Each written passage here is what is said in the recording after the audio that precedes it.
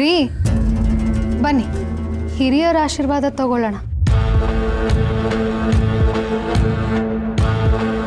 ಅಮ್ಮ ಇದೇನು ಹಾಗೆ ಸುಮ್ಮನೆ ನಿಂತ್ಬಿಟ್ರಲ್ಲ, ದಂಪತಿ ಸಮೇತರಾಗಿ ಆಶೀರ್ವಾದ ಮಾಡಬೇಕು. ಬನ್ನಿ ಬನ್ನಿ ನಿಂತ್ಕೊಳ್ಳಿ.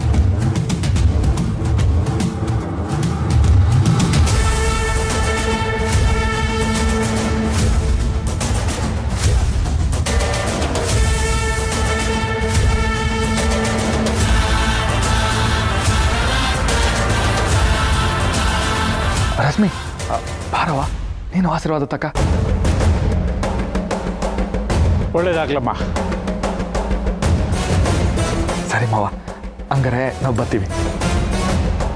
ಅದೇ ನಾವು ಬರ್ತೀವಿ. ಪರ್ಸು ಛತ್ರಿಯಣ್ಣ ಬರ್ತೀವಿ.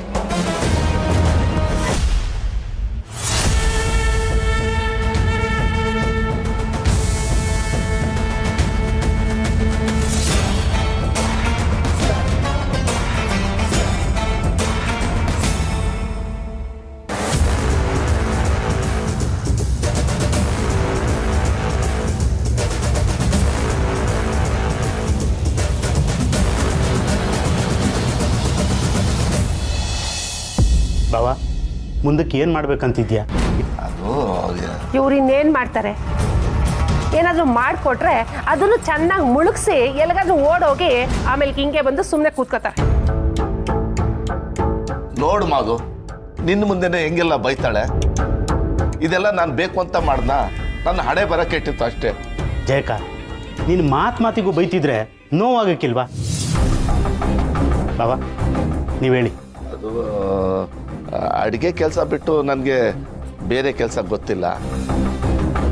ಅಡುಗೆ ಕೆಲಸದಲ್ಲೇ ಏನಾದರೂ ಮಾಡಿದ್ರೆ ಅನುಕೂಲ ಆಯ್ತದೆ. ಅಂದರೆ ಈ ಮದುವೆ, ಗೃಹ ಪ್ರವೇಶ, ನಾಮಕರಣ ಇಂಥ ಕಡೆ ಕಾರ್ಯಕ್ಕೆ ಅಡುಗೆ ಆರ್ಡರ್ ಕೊಡಿಸ್ಬಿಟ್ರೆ ನನಗೆ ತುಂಬ ಅನುಕೂಲ ಆಯ್ತದೆ. ರೀ, ಹೆಂಗಿದ್ರು ನಮ್ಮ ಶಿವು ತಂಗಿ ರಶ್ಮಿ ಮದುವೆ ನಡೀತಾ ಇತ್ತಲ್ಲ, ಅದ್ರದ್ದು ಅಡುಗೆ ಕಾಂಟ್ರಾಕ್ಟ್ನ ಭಾವಂಗೆ ಯಾಕೆ ಕೊಡಿಸ್ಬಾರ್ದು? ಬೇಡ ಲೀಲಾ, ನಮ್ಮನೇಲೇ ಯಾವುದಾದ್ರೂ ಮದುವೆ ಆದರೆ ಅದಕ್ಕೆ ನಾನು ಹೇಳ್ಬೋದು. ಆದರೆ ಶಿವ ಮನೆ ಮದುವೆಯಲ್ಲಿ ಬೇಡ. ಪಾಪ ಶಿವು ಅವ್ರ ತಂಗಿಯರ ಮದುವೆ ಬಗ್ಗೆ ದೊಡ್ಡ ಕನಸೇ ಕಾಣ್ತಾವನೆ. ಮದುವೆಲಿ ಏನಾದ್ರು ಹೆಚ್ಚು ಕಮ್ಮಿ ಆದರೆ ತೊಂದರೆ ಆಯ್ತದೆ. ತೊಂದರೆ ತಗೊಳ್ಳೋದು ಬೇಡ. ಮಾದೇವ, ಹಿಂಗೆ ಮಾಡಿದ್ರೆ ಹೆಂಗೆ? ಹೆಂಗೂ ನಮ್ಮ ಸೀನಾ ಮದುವೆ ವಯಸ್ಸಿಗೆ ಬಂದವನೇ ಅಂತ ಮಾತಾಡ್ಕೊತಿದ್ವಿ ಅಲ್ವಾ? ಅವನಿಗೊಂದು ಮದುವೆ ಮಾಡಿದ್ರೆ ಜವಾಬ್ದಾರಿ ಬರುತ್ತೆ ಅಂತಲೂ ಹೇಳ್ಕೊತಿದ್ವಿ. ನಾನೇ ಒಂದು ಹುಡುಗಿ ನೋಡ್ಬಿಡ್ತೀನಿ, ಅವನು ಮದುವೆ ಕಾಂಟ್ರಾಕ್ಟ್ನ ಇವ್ರಿಗೆ ಕೊಟ್ರೆ ಸರಿ ಹೋಯ್ತದೆ. ಜಯ ಹೇಳ್ತಾ ಇರೋದು ಕರೆಕ್ಟು. ಮಾರಿಗುಡಿ ಜನ ಒಂದಪ್ಪ ನನ್ನ ಕೈ ರುಚಿನ ನೋಡಿದ್ರೆ ಮುಗೀತು, ಆಮೇಲೆ ಎಲ್ಲ ಫಂಕ್ಷನ್ಗೂ ನನ್ನೇ ಕರೀತಾರೆ. ಈ ಮಾತನ್ನ ಬರೆದಿಟ್ಕೊಬಿಡು. ಆಗ ನಮ್ಮ ಮನೆಗೆ ಒಬ್ಳು ಸೊಸೆ ಬಂದಂಗೂ ಆಯ್ತು, ನಿನ್ನ ಮಗ ದಾರಿಗೆ ಬಂದಂಗೂ ಆಯ್ತು, ನೀನು ನಿಮ್ಮ ಬಾವನ್ಗೊಂದು ಒಳ್ಳೆ ಬಿಸ್ನೆಸ್ ಹಾಕೊಟ್ಟಂಗೂ ಆಯ್ತು. ನೀವು ಹೇಳ್ತಿರೋದು ಸರಿ, ಆದರೆ ನನ್ನ ಮಗನಿಗೆ ಮದುವೆ ಅಂದರೆ ಭಯ ಆಯ್ತದೆ. ಏನಾಗಕ್ಕಿಲ್ಲ, ಜಯಕ್ಕ ಒಳ್ಳೆ ಮಾತೆ ಆಡೋರೆ. ಒಪ್ಕೊಳ್ರಿ, ಮನೆಗೆ ಒಂದು ಹೆಣ್ಣು ಬಂದ್ಮ್ಯಾಕೆ ಮಗನಿಗೂ ಜವಾಬ್ದಾರಿಯಿಂದ ನಡ್ಕೋಬೇಕು ಅಂತ ಗೊತ್ತೈತೆ. ಅದು ನಿಜಾನೇ. ನೀವೆಲ್ಲ ಹೇಳ್ತಿದ್ದೀರಾ ಅಂದಮೇಲೆ ನಾನು ಯಾಕೆ ಅಡ್ವಾಯ್ ಹಾಕಲಿ? ಅಕ್ಕ, ಹೆಣ್ಣು ನೋಡವ ನೀನು. ಅಣ್ಣನ ಮದುವೆನಾ? ಹಂಗಂದ್ರೆ ಹೊಸ ಅದಕ್ಕೆ ಬರ್ತಾಳೆ. ಈ ವಿಷಯನ ಅಣ್ಣಂಗೆ ಹೇಳಲೇಬೇಕು. ನೋಡ್ತಾ ಇರು, ಎಂತ ಹುಡುಗಿನ ಹುಡುಕ್ತೀನಿ ಅಂದ್ರೆ ಒಳ್ಳೆ ತೆಳ್ಳಕ್ಕೆ ಬೆಳ್ಳಕ್ಕೆ ಹೀರೋಯಿನ್ ಇದ್ದಂಗೆ ಇರಬೇಕು ಅಂತವಳೆ ತಗೋಬತ್ತೀನಿ. ಜಯಕ್ಕ, ನೀನೇನಾರ ಹೇಳ್ದಂಗೆ ಹೆಣ್ಣು ಹುಡುಕ್ಬಿಟ್ರೆ ನಿನ್ ಬಾಯಿಗೆ ಸಕ್ಕರೆ ಹಾಕ್ಬಿಡ್ತೀನಿ. ಆಗ್ತೀನಿ ಅಲ್ಲ, ಈಗಲೇ ತಗೊಂಬತ್ತೀನಿ ಇರಿ.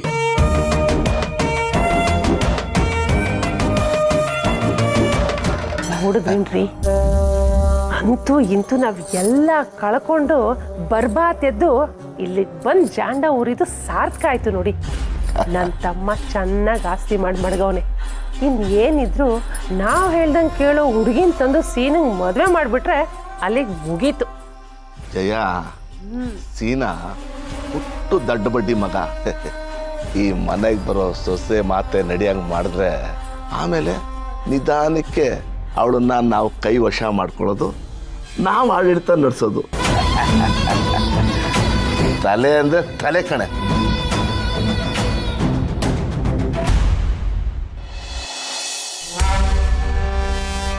ಅಲ್ಲ ಕಣಪ್ಪಯ್ಯ, ನಮ್ಮ ಮನೆಗೆ ಬಂದು ನಮ್ಮ ಮುಂದೆನೇ ನಿಂತ್ಕೊಂಡು ಮಾತು ಮೇಲೆ ಮಾತಾಡ್ತಾವಳೆ ಅಂದರೆ ಅವಳೆಷ್ಟು ಬಲ್ತಿರ್ಬೇಡ. ಹೌದು ದಣಿ, ಭಾರತ್ ಅವರು ಮಾತಾಡಿದ್ ಕೇಳಿ ನನಗೂ ಭಯ ಆಗೋಯ್ತು. ಅವರು ಯಾರ ಮುಂದೆನೂ ಅಂಕೆ ಮೀರಿ ಈ ಥರ ಮಾತಾಡ್ದವ್ರೆ ಅಲ್ಲ, ಅಂತಾದ್ರಾಗ ಇವತ್ತು ಹಿಂಗೆ ಮಾತಾಡ್ಬಿಟ್ರಲ್ಲ. ಅವಳ ಟೈಮು ಹತ್ರಕ್ಕೆ ಬಂದೈತೆ ಅಂತ ಕಲಚಿತ್ರಿ, ಅದಕ್ಕೆ ಹಿಂಗೆಲ್ಲ ಆಡ್ತಾವಳೆ. ಈಗ್ಲಿ ಚೆನ್ನಾಗಿ ಹಿಗ್ದಷ್ಟು ತಲೆ ಕಡಿಯೋಕ್ಕೆ ನಮಗೆ ಸುಲಭ ಆಯ್ತದೆ. ನಮಗೆ ಲಾಭ ಕಲ ಅಲ್ವೇ ಅಪ್ಪಯ್ಯ? ಆಡಿ ತಪ್ಪಬಾರ್ದು, ಓಡಿ ಸಿಕ್ಕಬಾರ್ದು ಅಂತ ಸುಮ್ಮನೆ ಹೇಳಿಲ್ಲ. ಆಡಲಿ. ಇವತ್ತು ಪಾರ್ವತಿ ಮಾತಾಡಿ ತಪ್ಪು ಮಾಡಿದಾಳೆ. ಅದರಲ್ಲೂ ಈ ವೀರಭದ್ರನ ಮುಂದೆ ಕಣ್ಣಲ್ಲಿ ಕಣ್ಣಿಟ್ಟು ಮಾತಾಡಿ ದೊಡ್ಡ ತಪ್ಪು ಮಾಡಿದಾಳೆ. ಆದರೆ ನಾವು ಓಡಿ ಸಿಕ್ಕಿ ಬೀಳಲ್ಲ. ನಮ್ಮ ದಾರಿನೇ ಬೇರೆ. ನಾವು ಹೆಜ್ಜೆ ಇಡ್ತಿರೋದು ಭೂಮಿ ಮೇಲಲ್ಲ, ಭೂಮಿ ಕೆಳಗಡೆ ಭೂಗತವಾಗಿ ಬೀಳ್ತಿದೆ. ಉತ್ತೋದು ಬಿತ್ತೋದು ನಮ್ಮಿಚ್ಛೆ, ಆಗೋದು ಹೋಗೋದೆಲ್ಲ ದೈವೇಚ್ಛೆ. ಮಾಡಲಿ, ಅವಳು ಏನೇನು ಮಾಡ್ತಾಳೋ ಎಲ್ಲ ಮಾಡಲಿ. ಆದರೆ ಈ ಊರಿನ ದೇವರು ನಾನು. ಆಗೋದು ಹೋಗೋದೆಲ್ಲ ನನ್ನಿಚ್ಛೆ ಅಲ್ವಾ? ನಿಜ ಕಣಪ್ಪಯ್ಯ, ಆಟ ಶುರು ಆಗೈತೆ, ಮುಂದುವರ್ಸ್ತೀನಿ ಅಂತ ಅವಳೇ ಬಂದವಳೆ. ಆದರೆ ಆಟದ ಜುಟ್ಟು ನಿಮ್ಮ ಕೈನಾಗೈತೆ ಅಂತ ಅವ್ರಿಗೇನು ಗೊತ್ತೈತೆ ಹೇಳಿ? ಅವಳಾಗೆ ಬಂದು ರಣವೀಳ್ಯ ಕೊಟ್ಟಿದ್ದಾಳೆ. ಅಂದಮೇಲೆ ಯುದ್ಧ ಶುರು ಮಾಡೋದೇ.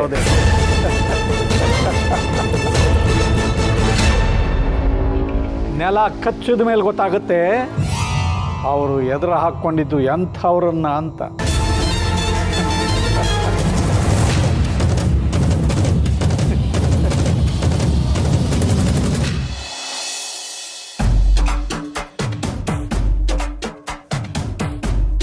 ಕೊರ್ಕೆ ಅಲ್ಲಿ ನೋಡ್ಲಾ, ಅಣ್ಣ ಏನೋ ಯೋಚನೆಯಲ್ಲಿ ಮುಳ್ಗವನೆ. ನಂಗೆ ಈಜು ಬರೋಕಿಲ್ಲಕ್ಕಲ್ಲ, ನೀನೇ ಹೋಗಾರಿಯೇ ಎತ್ಕೊಂಬರ್ಬೇಕು. ತಗದ ಬುಟ್ಟ ಅಂದೇನಿಲ್ಲ ಯಾಕಲ್ಲ? ನಾನು ಹೇಳಿದ್ದು ಅಣ್ಣ ಏನೋ ಯೋಚನೆಯಲ್ಲಿ ಮುಳ್ಗವನೆ ಅಂತ. ನೀನೇನಿಲ್ಲ ಏನೇನು ಹೇಳ್ತೀಯಾ? ಸುಮ್ಕಿರಲ್ಲ, ನಾ ಕೇಳ್ತೀನಿ. ಅಣ್ಣೋ ಅಣ್ಣೋ, ಯಾಕಣ್ಣೋ ಯೋಚನೆಯಲ್ಲಿದ್ಯಾ? ಏನು ವಿಷಯ ಅಂತ ಹೇಳೋಣ. ಏನಿಲ್ಲ ಬಿಡ್ರಲ್ಲ. ಅಯ್ಯ, ಅದೇನು ಅಂತ ಹೇಳೋಣ. ಯಾರಿಗೊತ್ತು, ನಮ್ಮ ಕೈಯಲ್ಲೂ ಅದು ಮಾಡಿದ್ರು ಮಾಡ್ಬೋದಲ್ವಾ? ಚಿನ್ನ ಬೇಕು, ಕೊಡ್ತೀರಲ್ಲ? ಓ ಚಿನ್ನನ ಅಷ್ಟೇ ತಾನೇ ತಂದಿನಣ್ಣ. ಇಲ್ಲ ಅಲ್ಲಕಲ್ಲ, ಅಂಗಡಿಲಿ ಯಗಣ ಐತೆ ಇಲಿ ಐತೆ ಅಂತ ಗೊತ್ತು, ಚಿನ್ನ ಎಲ್ಲಿಂದ ಬಂತು? ಒಂದ್ ನಿಮಿಷ ತತ್ತೀನಿ. ಚಿನ್ನ ಪೇಪರ್ನಾಗ ತತ್ತಿದ್ಯಾ ಅಲ್ಲ ಪೇಪರೇ ಚಿನ್ನದ? ಅಣ್ಣೋ ಇಲ್ಲಿ ನೋಡೋಣ, ಪೇಪರ್ನಲ್ಲಿ ಬರ್ದವ್ರೆ ವಿಜ್ಞಾನಿ ಒಬ್ರು ಏನೋ ಒಂದು ವಾಚ್ಕೊಂಡಿರ್ದವ್ರಂತೆ. ಅದನ್ನು ಅಮ್ಕಿದ್ರೆ ನಾವು ಯಾವ ಕಾಲಕ್ಕೆ ಬೇಕಾದ್ರೂ ಹೋಗ್ಬೋದಂತೆ. ಅಣ್ಣ, ಈಗಿನ ಕಾಲದಲ್ಲಿ 1 ಗ್ರಾಮ್ ಚಿನ್ನಕ್ಕೆ 7,000. ಅದೇ ನಮ್ಮ ತಾತನ ಕಾಲದಲ್ಲಿ ಗ್ರಾಮ್ಗೆ ಬರೀ 50 ರೂಪಾಯಿ. 5,000 ಕೊಟ್ರೆ 100 ಗ್ರಾಮ್ ಚಿನ್ನ ಸಿಗ್ತದಣ್ಣ. ಓ ಹಂಗ ಬಾರ್ಲ ಇಲ್ಲಿ. ಅಲ್ಲಕಲ್ಲ, ಈಗ ನಮ್ ಕೈಗೆ ವಾಚ್ ಸಿಕ್ತು ಅನ್ಕ, ನಾವು ನಿಮ್ ತಾತನ ಕಾಲಕ್ಕೂ ಓದ್ವಿ ಅಂತ ಅನ್ಕ. ಈ ನೋಟ್ಗಳು ಆ ಕಾಲದಲ್ಲಿ ಓಡಕ್ಕಿಲ್ವಲ್ಲ, ಹಾಗೇನ್ ಮಾಡೋದು? ಅಲ್ಕಲ್ಲ, ಆ ಕಾಲದಲ್ಲಿ 5,000 ಸಂಪಾದನೆ ಮಾಡೋದ್ರಲ್ಲಿ 10 ವರ್ಷ ಕಳೆದೋಯ್ತದೆ. ಅಲ್ಲಿ ಗಂಟ ಇಲ್ಲೇನಾಗಿರ್ತದೆ? ಅದಕ್ಕೆ ಎಜುಕೇಟೆಡ್ ಆಗಿರ್ಬೇಕು ಅಂತ ಹೇಳೋದು. ಅದೇನೋ ವಾಚ್ ಅಂತೆ ಮಷೀನ್ ಅಂತೆ. ಅಣ್ಣ ನಿನ್ಗೆ ಚಿನ್ನ ತಾನೇ ಬೇಕು, ನಾನು ನಿನ್ಗೆ ಕೊಡ್ತೀನಿ. ಆದ್ರೆ ನೀನ್ ನಂಗೆ 1 ರೂಪಾಯಿನೂ ಕೊಡೋದು ಬೇಕಾಗಿಲ್ಲ. ನಮ್ಮ ಮನೆ ಎತ್ತಲ್ದಾಗೆ ಅದ್ಯಾವ್ರ ಹೊಲ ಐತಲ್ಲ, ಅಲ್ಲೊಂದು ಬಾಳ್ ಬಿದ್ದಿರೋ ಒಂದು ಮನೆ ಐತೆ. ಅದ್ರ ಒಳಗೆ ನಿಧಿ ಐತಂತೆ. ಆದ್ರೆ ಅದನ್ನ 7 ಅಡಿ ಸರ್ಪ ಒಂದು ಕಾವಲ್ ಕಾಯ್ತಂತೆ. ಹೆಂಗಾನ ಮಾಡಿ ನಾವು ಅದ್ರ ಕಣ್ ತಪ್ಸಿ ಹೋಗಿ ನಿಧಿ ಅಗತ್ಕೊಂಡ್ ಬಂದ್ವಿ ಅಂಕ. ಕೆಜಿ ಗಟ್ಲೆ ಏನು ಟನ್ ಗಟ್ಲೆ ಚಿನ್ನ ತರ್ಬೋದಣ್ಣ.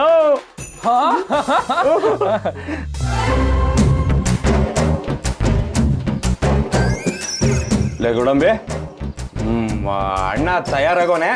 ನಾನು ಅಣ್ಣ ಹೋಗಿ ನಿಧಿ ತಗೊಂಡ್ಬರ್ತೀವಿ. ಅಷ್ಟೊತ್ತಿಗೆ ನೀನು ಅಂಗಡಿನೆಲ್ಲ ನೋಡ್ಕೊ, ಆಯ್ತಾ? ಅಣ್ಣ ನಡಿ ಅಣ್ಣ, ಹೋಗಮ್ಮ. ಲೇ ಗೊರ್ಕೆ, ಇದು ನಿಧಿ ತೆಗಿಯೋಂಗಿಲ್ಲ, ನಮ್ಮ ಜೀವನೇ ತೆಗಿಯೋಂಗೈತೆ ಕಳ್ಳ. ಅಯ್ಯೋ ಬೇಕು ನನ್ನ ಮಕ್ಕಳ, ಇವಾಗ ಗೊತ್ತೈತಿನ್ರ ಎಲ್ಲ ನನ್ನ ಮಚ್ಚು. ನನ್ನ ಮಕ್ಕಳ ನನ್ನ ಪಾಡಿಗೆ ನಾನು ಇಲ್ಲಿ ಯೋಚನೆ ಮಾಡ್ತಾ ಕೂತಿದ್ರೆ ಒಬ್ಬ ವಾಚ್ ಹಿಡ್ಕ ಬರ್ತಾನೆ, ಇನ್ನೊಬ್ಬ ಗುದ್ಲಿ ತಕ ಬರ್ತಾನೆ. ನಿಂಗೆ ನಂಬಿಕೆ ಇಲ್ಲ ಅಂದ್ರೆ ಬಿಡೋಣ. ನಮ್ಮವ್ವ ಆ ಸರ್ಪವ್ವ ನೋಡವಳಂತೆ. ನನಗೆ ಕೋಪ ಬಿಡಿಸ್ಬೇಡ ಅಣ್ಣ, ನೀನು ಸ್ವಲ್ಪ ಕೂಲಾಗಿರು. ನಾವು ಹೋಗ್ಬಿಟ್ಟು ಊಟ ಮಾಡ್ಕೊಂಡ್ಬರ್ತೀವಿ. ಏಯ್, ದುಡಿಯೋ ಹೊತ್ನಾಗೆ ಊಟದ ಬಗ್ಗೆ ಯೋಚನೆ ಮಾಡಾರ? ದುಡಿಯೋ ಹೊತ್ನಾಗೆ ಊಟ ನಿದ್ದೆ ಎಲ್ಲ ಬಿಟ್ಬಿಡ್ಬೇಕು ಕಣ್ರಲ್ಲ. ಊಟ ಯಾವ ಬೇಕಾದ್ರೂ ಮಾಡ್ಬೋದು. ನಿಮ್ಗೆ 60 ವಯಸ್ಸಾಗಿ ನೀವು ರಿಟೈರ್ಡ್ ಆದ್ರಿ ಅಂತ ಅನ್ಕೊಳ್ಳಿ. ಅವಾಗ ಅನ್ನ ಕೊಟ್ರೆ ನೀವು ತಿಂತೀರಾ, ಕೆಲಸ ಕೊಟ್ರೆ ಮಾಡೀರಾ? ಇಲ್ಲ ಕಣ್ರಲ್ಲ, ಆಗಕ್ಕಿಲ್ಲ. ಅದಕ್ಕೆ ದುಡಿಯೋ ಟೈಮ್ನಾಗಿ ಸರಿಯಾಗಿ ದುಡಿಬೇಕು. ಆಗ್ಲೇ ಒಂದು ಗುರಿ ತಲುಪಕ್ಕಾಗೋದು, ನಾವೊಂದು ಸಾಧನೆ ಮಾಡೋಕ್ಕಾಗೋದು. ಗೊತ್ತಾಯ್ತಾ ಅಣ್ಣ? ನೀನು ಇಷ್ಟು ಹೇಳಿದ್ಮೇಲೆ ನಾನೇನು ಊಟ ಮಾಡೋಕ್ಕಿಲ್ಲ. ಕೆಲಸ ಆಗೋ ಗಂಟ ಹೆಂಗೆ ಇರ್ತೀನಿ. ಅದು ಬೇಕಿದ್ರೆ ಈ ಗಾಳಿನೇ ಕುಡ್ದು ಹೊಟ್ಟೆ ತುಂಬ್ಕೋತೀವಿ. ಆದ್ರೆ ಕೆಲಸ ಮಾಡೋದು ಮಾತ್ರ ಬಿಡೋಕಿಲ್ಲ ನಾವು. ಸಬ್ಬಾಸ್ ಕಣ್ರಲ್ಲ, ಸಬ್ಬಾಸ್. ಖುಷಿ ಆಗೋಯ್ತು ಕಣ್ರಲ್ಲ. ನಾನು ನಿಮ್ಗೆ ಇನ್ನೊಂದು ಮಾತು ಹೇಳ್ತೀನಿ ಕೇಳ್ರಿ. ಜೀವನದಲ್ಲಿ ಬೇರೆಯವ್ರ ದುಡ್ಡಿಗೆ ನಾವು ಆಸೆ ಪಡಬಾರ್ದು. ಈ ಹೆಣ್ಣು ಹೊನ್ನು ಮಣ್ಣು ಇದು ಯಾವ್ದ್ರಿಂದೇನೋ ನಾವಾಗೆ ಹೋಗ್ಬಾರ್ದು, ನ್ಯಾಯವಾಗಿರ್ಬೇಕು. ಗೊತ್ತಾಯ್ತಾ? ಅಲ್ಲ ಇದೇನ್ ಮಾವ ಇಷ್ಟು ಒಟ್ಟಾಗ ಹಲೋ ಅಂತಿದ್ಯಾ? ಅಯ್ಯೋ ಪಾರು, ನೀನಾ? ನಾನು ಫೋನೇ ನೋಡ್ಲಿಲ್ಲ, ಹಂಗೆ ಎತ್ಕೊಂಡ್ಬಿಟ್ಟೆ. ಅದಕ್ಕೆ ಹಂಗೆ ಹೇಳ್ದೆ. ತೆಪ್ಪಾಯ್ತು ಪಾರು. ಹೇಳು ಪಾರು. ಏನಿಲ್ಲ, ಊಟ ಆಯ್ತು ಅಂತ ಕೇಳಕ್ ಮಾಡ್ದೆ. ಇಲ್ಲ ಪಾರು, ನಿಂದಾಯ್ತಾ? ನೀನ್ ಬಂದ್ರೆ ಒಟ್ಟಿಗೆ ಊಟ ಮಾಡ್ಬೋದು. ನಂಗೋಸ್ಕರ ಕಾಯ್ಬೇಡ, ನೀ ಮಾಡು. ಹಲೋ, ಈ ಹಿಂದೆ ಮನೆಗೆ ಯಾರು ಬಾಸ್ ಆಗಿದ್ರು? ನಾನು. ಇವಾಗ ಬಾಸ್ ಯಾರು? ನೀನ್ ಪಾರು. ಮತ್ತೆ ಬಾಸ್ ಹೇಳ್ದಂಗೆ ಕಂಪ್ನಿ ಎಂಪ್ಲಾಯೀಸ್ ಕೇಳಬೇಕು. ಇನ್ನು 5 ನಿಮಿಷದಲ್ಲಿ ತಟ್ಟೆ ಮುಂದೆ ಇರ್ಬೇಕಷ್ಟೇ. Yes boss.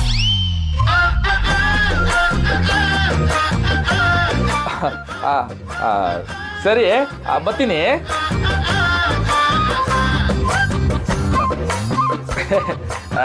ನಾನು ಊಟಕ್ಕೆ ಹೋಗಿ ಬರ್ತೀನಿ ಕಟ್ರಲ್ಲ. ಯಾಕ್ರಲ್ಲ? ಏನಣ್ಣ ನೀನು ನಮ್ಗೆ ಊಟ ಮಾಡ್ಬೇಡ ಅಂತೇಳಿ ಈಗ ನೀನೇ ಹೋಯ್ತಿದ್ಯಾ? ಬಾಸ್ ಆರ್ಡರ್ ಮಾಡೋರು ಕಂಡ್ರಲ್ಲ, ಅರ್ಥ ಮಾಡ್ಕೊಳ್ರೋ. ಲೋಪ ನನ್ನ ಮಕ್ಳ. ಅರೆ, ಬಾಸ್ ಹೇಳ್ದಂಗೆ ಕಂಪ್ನಿ ಎಂಪ್ಲಾಯೀಸ್ ಕೇಳಬೇಕು. ಇನ್ನು 5 ನಿಮಿಷದಲ್ಲಿ ತಟ್ಟೆ ಮುಂದೆ ಇರ್ಬೇಕಷ್ಟೇ. ನಾನೇನು ಮಾವನ ಮೇಲೆ ಎತ್ತಿಕ್ಕಿದ್ದಂಗೆ ಅಧಿಕಾರ ಚಲಾಯಿಸ್ಬಿಟ್ನಲ್ಲ. ಲೈಫಲ್ಲಿ ಇದೆ ಫಸ್ಟ್ ಟೈಮ್ ಮಾವನ ಮೇಲೆ ಅಧಿಕಾರ ಚಲಾಯಿಸಿತ್ತು. ಯಾಕೆ ಹೀಗೆ ಮಾಡಿದೆ ನಾನು?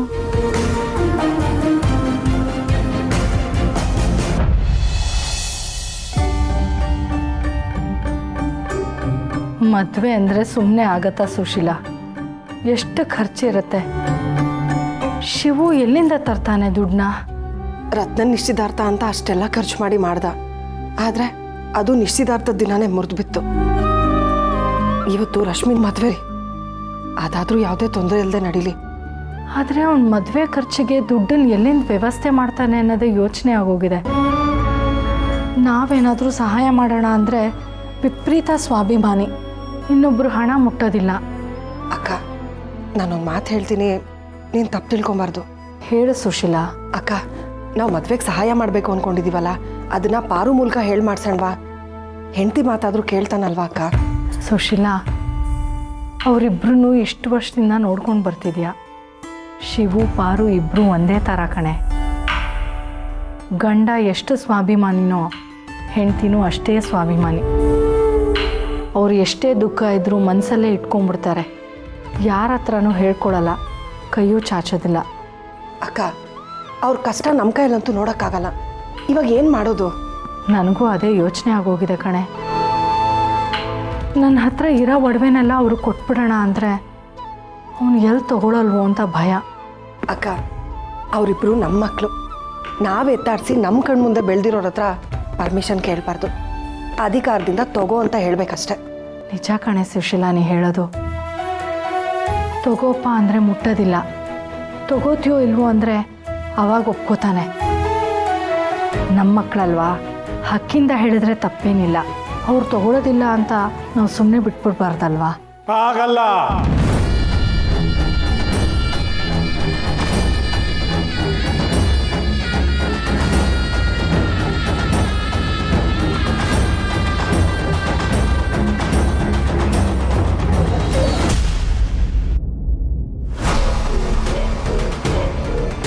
ವಾತ್ಸಲ್ಯ, ಪ್ರೀತಿ, ಮಮಕಾರ, ಕರುಣೆ ಇದೆಲ್ಲ ಹೆಣ್ಣಿಗೆ ಒಡವೆಗಳು ಅಂತ ಜಗತ್ತು ಹೇಳುತ್ತೆ. ಆದರೆ ನಿಮ್ಮ ಜಗತ್ತು ನಾನು. ಈ ಮಾರಿಗುಡಿ ವೀರಭದ್ರ ಏನು ಹೇಳ್ತೇನೆ ಗೊತ್ತಾ? ಈ ವಾತ್ಸಲ್ಯ, ಮಮತೆ, ಪ್ರೀತಿ, ಮಮಕಾರ ಎಲ್ಲ ಹೆಣ್ಣಿಗೆ ಒಡವೆಗಳಲ್ಲ, ಹೆಣ್ಣೆ ಅಸಹ್ಯ ಪಡುವಂಥ ಮೊಡವೆಗಳು. ಆದರೆ ಈ ಮನೆಯಲ್ಲಿ ಅದ್ಯಾವುದಕ್ಕೂ ಅವಕಾಶ ಇಲ್ಲ. ಯೋಚನೆ ನಂದಾಗಿರಬೇಕು, ಮಾತುಗಳು ಮಾತ್ರ ನಿಮ್ಮದಾಗಿರಬೇಕು.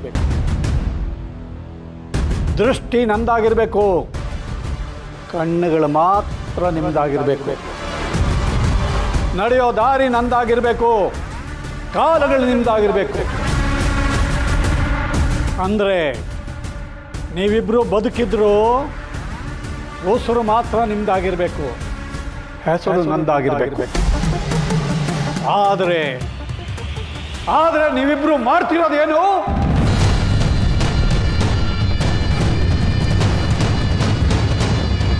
ಕಣಿಗೆ ಹೋಯ್ತು ಅಂತ ಚೊಂಬು ಕೊಟ್ಟು ಕಣಿ ಕೇಳ್ದಂಗಾಯ್ತು. ನಾನೇನೋ ಅನ್ಕೋತೀನಿ, ನೀವೇನೋ ಮಾಡ್ತೀರಾ? ಇಲ್ಲ ರೀ, ಅದು ನಮ್ಮನೆ ಹುಡುಗ ಅಂತ.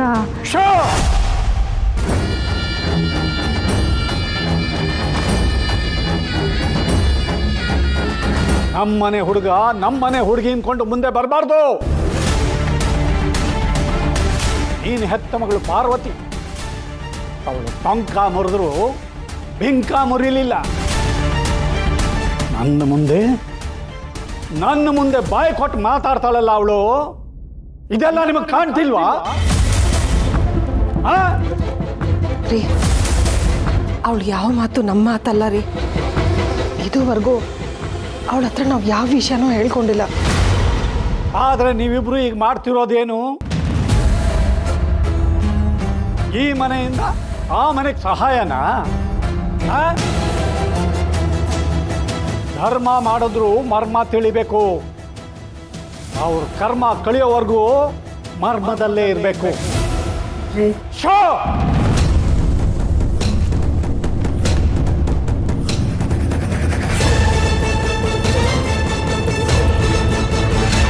ಸದ್ದು ಸದ್ದು. ಕೋಳಿ ಕಾಲಿಗೆ ಗೆಜ್ಜೆ ಕಟ್ಟಿದ್ರೆ ತಿಪ್ಪೆ ಕೆದ್ಕೋದ್ ಬಿಡುತ್ತಾ? ನಿಮ್ಮಂಥವ್ರನ್ನ ತಗೊಂಬಂದು ನನ್ನ ಮನೇಲಿ ಇಟ್ಕೊಂಡಿದ್ದೀನಲ್ಲ. ನೋಡಿ, ಶಿವು ಮನೆಯಲ್ಲಿ ಮದುವೆ ಊಟ ಬೀಳೋದಕ್ಕೆ ಮುಂಚೆ ನಮ್ಮ ಮನೆಯಲ್ಲಿ ತಿಥಿ ಊಟ ಬೀಳಬಾರ್ದು ಅಂದರೆ ಉಸಿರು ಈಚೆ ಬರಬಾರ್ದು. ಆ ಶಿವು ಮದುವೆ ಮಾಡ್ತಾನೋ ಇಲ್ಲ ತಿಥಿ ಮಾಡ್ತಾನೋ ನಿಮಗೆ ಬೇಡವಾದ ವಿಷಯ. ಅಕಸ್ಮಾತ್ ರಕ್ತ ಸಂಬಂಧ, ಕರುಳು ಸಂಬಂಧ ಅಂತ ಹೇಳಿ ಮಮತೆ ಉಕ್ಕಿ ಹರಿದು ಈ ಮನೆಯಿಂದ ಅವನ ಮನೆಗೆ ಒಂದು ದುಗ್ಗಾಣಿ ಕೂಡ ಹೋಗೋ ಹಂಗಿಲ್ಲ. ಏನ್ ಸಿಕ್ಕಂಗೆಲ್ಲ ದಾನ ಧರ್ಮ ಮಾಡೋದಕ್ಕೆ ನಿಮ್ಮಪ್ಪ ಕೊಟ್ಟಿದ್ದಾನ ಇಲ್ಲಿ?